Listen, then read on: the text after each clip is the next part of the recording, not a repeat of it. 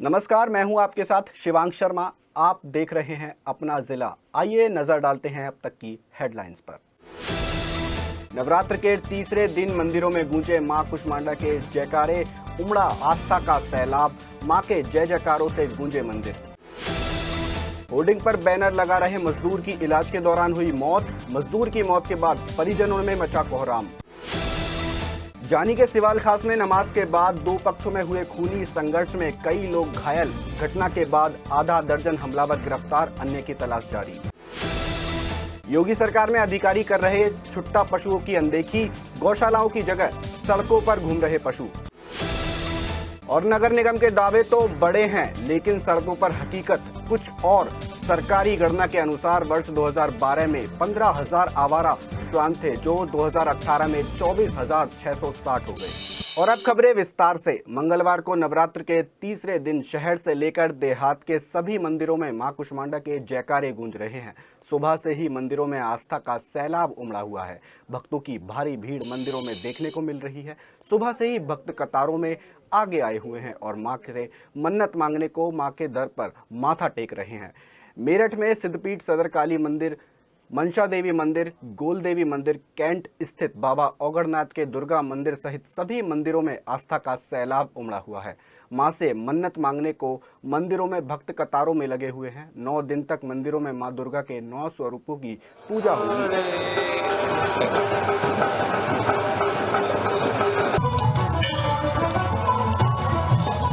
उधर चैत्र नवरात्रि प्रारंभ हो चुके हैं। इस चैत्र नवरात्रि में मां गज पर सवार होकर आ चुकी हैं। माता रानी के सभी भक्त आज यानी मंगलवार को माता के तीसरे स्वरूप चंद्रघंटा की मंदिरों और घरों में पूजा कर रहे हैं। और शहर से लेकर देहात तक मंदिरों में घंटे घड़ियालों की आवाज़ों से सभी भक्त माता रानी को प्रसन्न करने में लगे हुए हैं।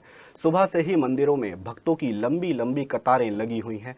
कोई मन्नत मांगने को आया तो किसी की मन्नत पूरी हो गई है, तो माता भवानी को धन्यवाद देने के लिए मंदिरों में भक्त पहुंच रहे हैं। सदर स्थित काली माता मंदिर, मनसा देवी मंदिर, गोल मंदिर, औगड़नाथ मंदिर में लोग दूर दूर से पहुंच रहे हैं और माता रानी के दर्शन के लिए लोगों का मंदिरों में नवरात्र पर भक्तों का तांता लगा हुआ है।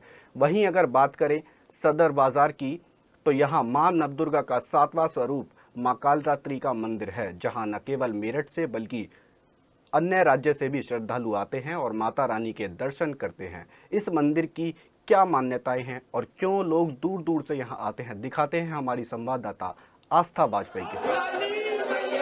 प्रथमं शैलपुत्री, द्वितीयं ब्रह्मचारिणी, तृतीयं चंद्रघंटा, चतुर्थं कुष्मांडा, पंचम स्कंदमाता, छठम कात्यायनी, सातवं कालरात्रि, आठवं महागौरी, नवम सिद्धिदात्री। ये मां के 9 रूपों में से 7वां रूप मां कालरात्रि का मंदिर है। इस मंदिर की 450 साल इतिहास पुराना है। ये एक बंगाली परिवार आज से नहीं, हर दिन सेवा करता है। तब से ये मंदिर की स्थापना भी एक बंगाली परिवार ने की थी। और ये इस मंदिर का क्या इतिहास? इस मंदिर का इतिहास ये मंदिर 600 साल पुराना है। यहाँ पर बहुत दूर दूर से भक्त आते हैं, पूरे भारत से भक्त आते हैं। नवमी तक बहुत भीड़ रहती है, फिर सब अपना व्रत तोड़ते हैं। तो ये इस बार कौन सी पीढ़ी है कि जो? हमारी पीढ़ी 11वीं पीढ़ी है। मैं 10 पीढ़ी हूँ, मेरा बेटा 11वीं, हम 11। तो ये 11वीं पीढ़ी है जो आज बंगाली परिवार के साथ सेवा कर रही है। उसके बाद हम यहाँ पे कुछ लोगों से बात करेंगे के साथ आई हैं। तो क्या ऐसा लगा कि यहाँ पे आना चाहिए? बिल्कुल आना चाहिए। काली माता हमेशा यहाँ विराजमान रहती हैं और सभी भक्त यहाँ पर आते हैं। माँ में आस्था है। मैं तो पूरे विश्वास के साथ माँ से आती हूँ। माँ से जो भी मांगा है आज तक सभी मेरी मन्नतें पूरी हुई हैं। बोल भद्रकाली मैया की जय। तो यहाँ पे भक्त भी बहुत ज़्यादा आ चुके हैं, भीड़ बहुत ज़्यादा है। और यहाँ पे देखेंगे कि और भी कितने सारे, देखिए यहाँ पे दिया वगैरह सब लगा के लोग बैठे हैं। कंकरखेड़ा थाना क्षेत्र में सोमवार को देर शाम अंबेडकर रोड पर होर्डिंग बैनर लगा रहे मजदूर विकास कश्यप का सीढ़ी से अचानक पैर फिसल गया और वह नीचे गिरकर गंभीर रूप से घायल हो गया। पुलिस द्वारा विकास कश्यप को इलाज के लिए सुभारती अस्पताल में भर्ती कराया गया, जहां मंगलवार को अस्पताल में उसकी इलाज के दौरान मौत हो गई। कंकरखेड़ा कस्बा चौकी प्रभारी विनीत शर्मा ने जानकारी देते हुए बताया कि विकास कश्यप कंकरखेड़ा पटेलपुरी का रहने वाला था और वह बैनर लगाने का काम करता था। कल जब वह अंबेडकर रोड पर बैनर लगा रहा था तो वह गिर गया और उसकी आज अस्पताल में इलाज के दौरान मौत हो गई, जिसके शव को मोर्चरी के लिए भिजवा दिया गया है। वहीं विकास के मौत के बाद परिजनों में कोहराम मचा हुआ है। जानी थाना क्षेत्र के सिवाल खास में सोमवार को ईद की नमाज के बाद एक ही समुदाय के दो पक्षों में खूनी संघर्ष देखने को मिला। दोनों पक्षों में जमकर लाठी डंडे चले और पथराव हुआ। पूरी घटना की कई वीडियो सोशल मीडिया पर वायरल हो रही हैं, जिसमें दो पक्ष आमने सामने भिड़ते दिखाई दे रहे हैं। दोनों पक्षों की ओर से जमकर पथराव हो रहा है और लाठी डंडों से एक दूसरे को पीटा जा रहा है, जबकि इस बीच फायरिंग की भी घटना सामने आई है। बताया जा रहा है पूरी घटना ईद की नमाज के बाद कब्रिस्तान में दुआ करने के दौरान हुई, जिसकी वजह सिवाल खास के ही रहने वाले नाजिम और जाहिद पक्ष के बीच में चली आ रही पुरानी रंजिश बताई जा रही है। एसपी देहात राकेश कुमार मिश्रा के अनुसार सोमवार को दोनों पक्षों में बात को लेकर कहासुनी हो गई थी, जिसके बाद नौबत मारपीट और पथराव तक आ गई। इस घटना में कई लोग गंभीर रूप से घायल भी हुए, जबकि घटना के बाद पुलिस ने तीनों लोगों को गिरफ्तार कर जेल भेज दिया है। वहीं अन्य हमलावरों की तलाश की जा रही है। प्रदेश सरकार के आदेश पर भले ही छुट्टा पशुओं से राहत दिलाने के लिए जिले में जगह जगह गौशालाओं का निर्माण कराया जा रहा है, लेकिन इसकी हकीकत कुछ और ही है। इस समय हालात ये हैं कि गौशालाओं से ज्यादा छुट्टा पशुओं सड़कों पर घूम रहे हैं। इनसे न सिर्फ फसलें बर्बाद हो रही हैं, बल्कि यह आम लोगों की जान भी ले रहे हैं। इसके बावजूद पशुपालन विभाग इनको गंभीरता से नहीं ले रहा है। जानकारों की माने तो जिले में दर्जनों गौशालाएं हैं और उनमें सभी पशु संरक्षित हैं। पिछले वर्ष विभाग की ओर से जिले में छुट्टा पशुओं को पकड़ने का अभियान चलाया गया था, तब यह आंकड़े जारी किए गए थे। इसके अलावा अभियान चलाकर गौशालाओं का भी निर्माण कराया गया था, तब कई गौशालाओं की संख्या बढ़कर 237 तक पहुंची थी। यह अभियान कुछ समय तक चला था। इस दौरान अधिकारियों ने भी खूब ध्यान दिया था, लेकिन कुछ समय के बाद छुट्टा पशुओं को ही भूल गए। जो पशु शेष रह गए वो आज भी खुलेआम सड़कों और खेतों में घूम रहे हैं। अब तो उनकी संख्या और भी बढ़ गई है। जहां देखो वहां छुट्टा पशु ही पशु दिखाई दे रहे हैं। इंसानों के सबसे भरोसेमंद साथी कहे जाने वाले कुत्ते अब दहशत का पर्याय बनते जा रहे हैं। जिले में रोजाना 100 से अधिक लोग आवारा कुत्तों के शिकार बन रहे हैं। इनमें से बहुत कम लोगों को ही सरकारी उपचार मुहैया हो पाता है और बाकी लोग निजी अस्पतालों के चक्कर काटते काटते परेशान हो जाते हैं, उनकी जेबें ढीली हो जाती हैं। इनमें से बहुत से लोग दम भी तोड़ देते हैं। हालांकि सरकारी रिकॉर्ड में यह भी बताया जाता है कि साल में 6 लोग रेबिस से मर जाते हैं। कॉलोनियों, बाजारों व अंधेरी बस्तियों में इन कुत्तों का आतंक ऐसा है कि रात के वक्त लोग घरों से बाहर नहीं निकल पाते हैं। नगर निगम पर कुत्तों को कंट्रोल करने की जिम्मेदारी है, लेकिन नगर निगम इस कार्य में फेल साबित हो रहा है और इनकी संख्या लगातार बढ़ती जा रही है। शहर का ऐसा कोई क्षेत्र नहीं है जहां आवारा कुत्तों की धमा चौकड़ी न होती हो और लोग उनसे परेशान न हो। यह बात अलग है कि आवारा कुत्तों को चाहने वालों की संख्या भी बहुत है, लेकिन वो भी यह चाहते हैं कि इनकी संख्या नियंत्रित रहे। बता दें कि सूत्रों के अनुसार वर्ष 2012 में हुई 19वीं पशु गणना में आवारा कुत्तों की संख्या 15,447 थी, जो साल 2018 की गणना में बढ़कर 24,660 हो गई। यदि एनिमल बर्थ कंट्रोल न होता तो यह संख्या 1 लाख के पार हो जाती। वहीं नगर निगम का दावा है कि साल 2011 से शुरू हुई नसबंदी अभियान में अब तक करीब 52,000 नसबंदियां की जा चुकी हैं।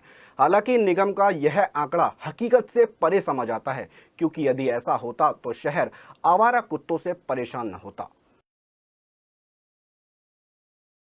जानी थाना क्षेत्र के रसूलपुर धोड़ली मोदीनगर मार्ग पर बाइक सवार को कार ने सामने से जोरदार टक्कर मार दी। कार की टक्कर लगने से सिवाल खास का रहने वाला बाइक सवार गुलाब गंभीर रूप से घायल हो गया, जबकि बाइक पर पीछे बैठी उसकी पत्नी शमीम की मौके पर मौत हो गई। वहीं मौका पाकर कार सवार टक्कर मार के फरार हो गया। बताया जा रहा है कि जिस समय यह हादसा हुआ तब गुलाम अपनी पत्नी शमीम को रसूलपुर धोड़ली में रिश्तेदारी में लेकर जा रहा था।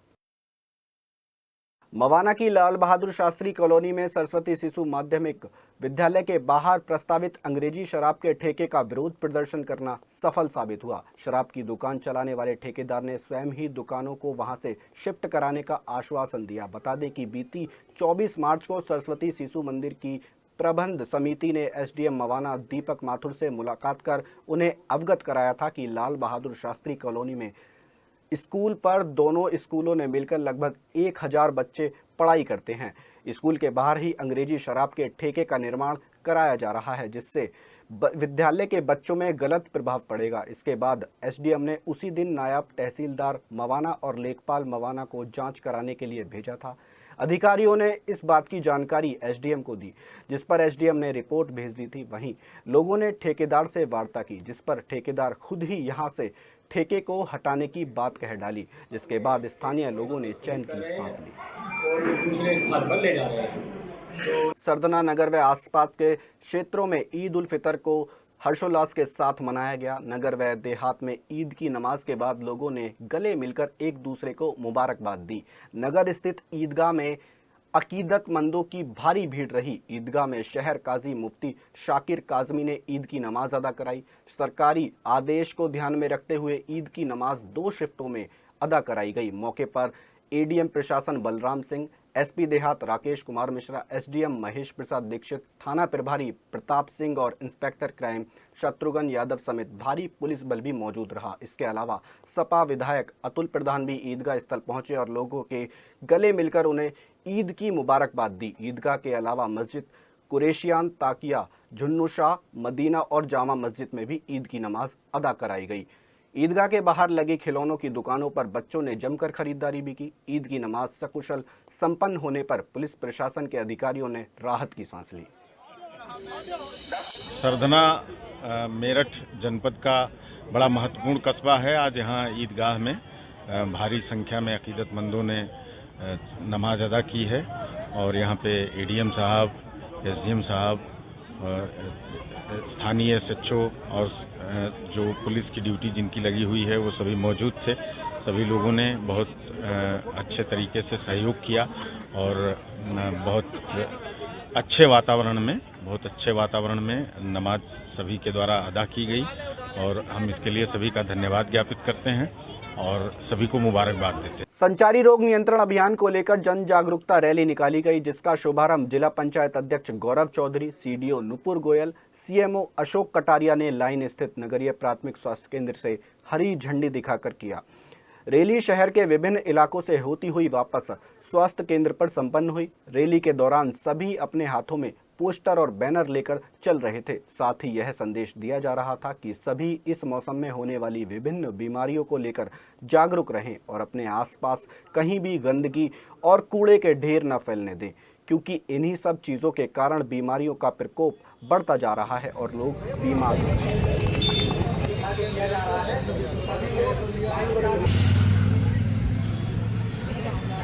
देश जीतेगा। सफाई रखेंगे अपने गांव और मोहल्ले नियंत्रण अभियान। हमारे गांव संचारी रोग नियंत्रण अभियान इस महीने का ये शुरू हुआ है। आज 1 तारीख से लेके और ये पूरे महीने चलेगा। 30 दिन का प्रोग्राम है। इसके साथ साथ ही 10 तारीख से लेके 30 तारीख तक हमारा दस्तक अभियान भी चलेगा।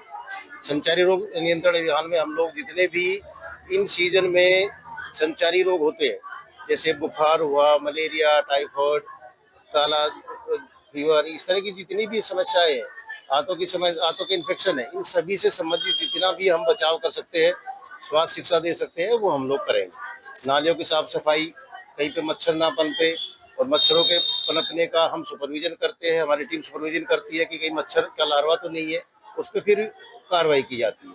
इसके साथ साथ ही पूरे महीने में हम एंटी लार्वल स्प्रेइंग करेंगे। जहाँ जहाँ पे पानी भरा हुआ है घरों में चेकिंग करेंगे लार्वा की, और साथ ही साथ फॉगिंग होगी शाम के टाइम कि जहाँ पे मच्छरों का घनत्व ज़्यादा है वहाँ पे हम लोग इसको कर सकें। ये सभी ब्लॉक्स में और पूरे जिले में जिला स्तर का प्रोग्राम हमारे यहाँ हो रहा है, ये उद्घाटन आज, और प्रत्येक ब्लॉक में हर ब्लॉक पे लेवल पे भी आज ही उद्घाटन हो रहा है। ये 30 अप्रैल तक चलेगा। टीपी नगर थाना क्षेत्र के मलियाना के पास इस्लाम नगर में बने एक टायर के गोदाम में आग लग गई। ये घटना सोमवार दोपहर की है। घनी आबादी के बीच बने पुराने टायरों के गोदाम में आग लगने से इलाके में हड़कंप मच गया। आग की ऊंची ऊंची लपटें दूर तक दिखाई दे रही थी, जबकि धुएं के गुबार से लोगों को सांस लेने में परेशानी होती दिखाई दी। आग की सूचना पर पहुंची फायर ब्रिगेड की कई गाड़ियों ने घंटों की मशक्कत के बाद बमुश्किल आग पर काबू पाया। टीपी नगर थाना प्रभारी सुबोध सक्सेना का कहना है कि टायर का गोदाम घनी आबादी के बीच बना हुआ था, जो टीन शेड से ढका हुआ था, जबकि गोदाम के अंदर आग बुझाने का कोई भी उपकरण मौजूद नहीं था, जिसकी वजह से आग ने विकराल रूप धारण कर लिया और समय रहते आग पर काबू नहीं पाया जा सका। गनीमत रही कि फायर ब्रिगेड की गाड़ियां समय से मौके पर पहुंच गई, नहीं तो कोई बड़ा हादसा भी हो सकता था।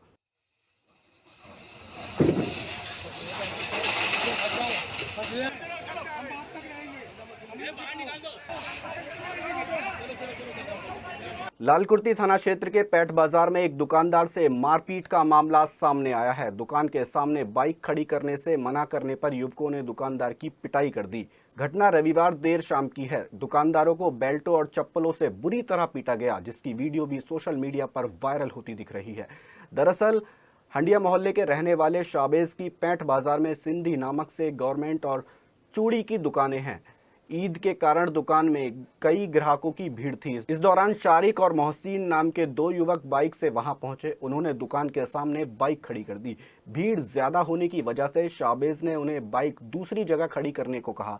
इस बात को लेकर दोनों पक्षों में बहस हुई। स्थानीय लोगों ने बीच बचाव कर मामला शांत करा दिया। कुछ देर बाद शारिक और मोहसिन 5 अन्य युवकों के साथ वापस आए। सभी ने मिलकर शाबेज की पिटाई कर दी और दुकान में तोड़फोड़ करते हुए सारा सामान बाहर फेंक दिया। स्थानीय लोगों ने जब उन्हें रोकने का प्रयास किया तो उनसे भी दुर्व्यवहार किया गया। सूचना पर पहुंची लालकुर्ती पुलिस को देखते ही सभी आरोपी फरार हो गए। पुलिस ने आसपास के क्षेत्र में तलाश की, लेकिन उन्हें नहीं पकड़ सकी। वहीं पीड़ित दुकानदार शाबेज ने मामले की तहरीर थाने में दी, लेकिन आरोपी अभी भी पुलिस की गिरफ्त से दूर है। उत्तर प्रदेश की योगी सरकार भले ही प्रदेश को बीमारू राज्य से उत्तम प्रदेश बनाने की ओर दिन रात मेहनत कर रही हो, लेकिन कुछ भ्रष्ट अधिकारियों और ग्राम प्रधानों की सेटिंग के चलते प्रदेश सरकार की नीतियां धरातल पर उतरती हुई दिखाई नहीं दे रही हैं। ताज़ा मामला मवाना तहसील क्षेत्र के गांव पलड़ा का है, जहां वर्तमान ग्राम प्रधान द्वारा विकास के नाम पर लाखों रुपए की बंदरबाट कर दी गई और ग्रामीणों और शासन के साथ छल किया गया। पलड़ा गांव में तालाब की समस्या से ग्रामीण परेशान आ चुके हैं। तालाब का गंदा ओवरफ्लो पानी मुख्य सड़कों से होकर बह रहा है। ग्रामीण इस बारे में कई बार तहसील समाधान दिवस में शिकायत कर चुके हैं। दर्जनों बार एसडीएम कार्यालय में भी प्रार्थना पत्र सौंप चुके हैं, लेकिन कार्रवाई डाक के 3 पाती रह गई।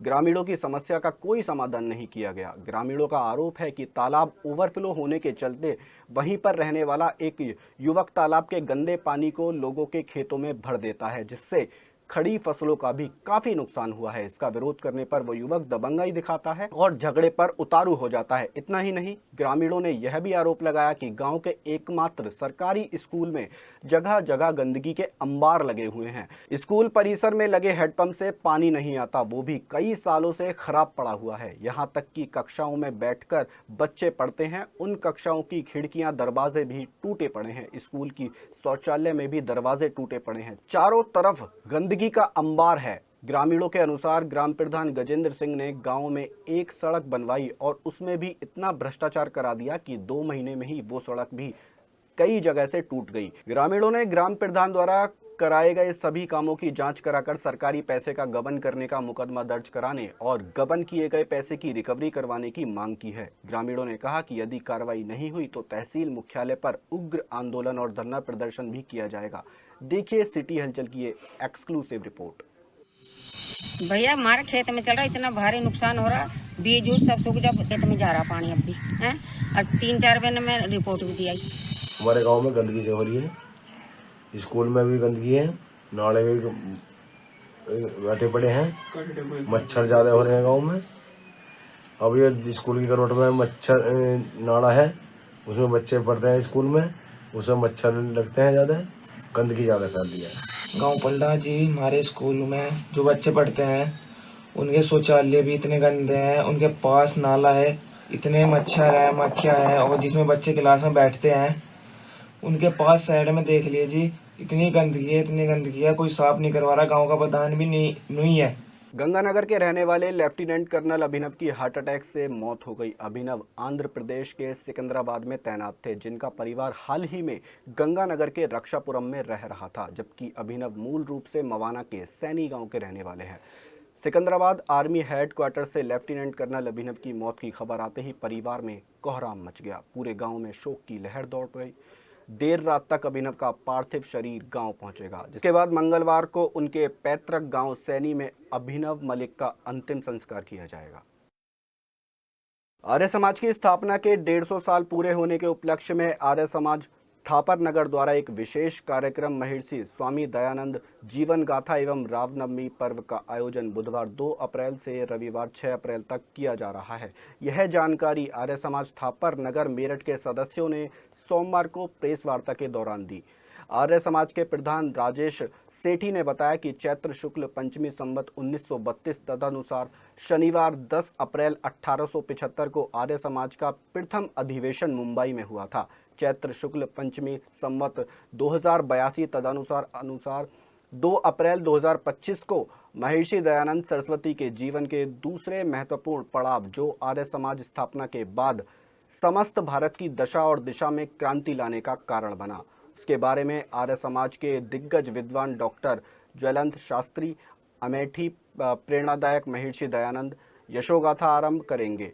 उच्च कोटि के आर्य मजनोपदेशक पंडित कुलदीप आर्य महर्षि स्वामी दयानंद जीवन के मुख्य दर्शन व काव्यात्मक पर चर्चा करेंगे।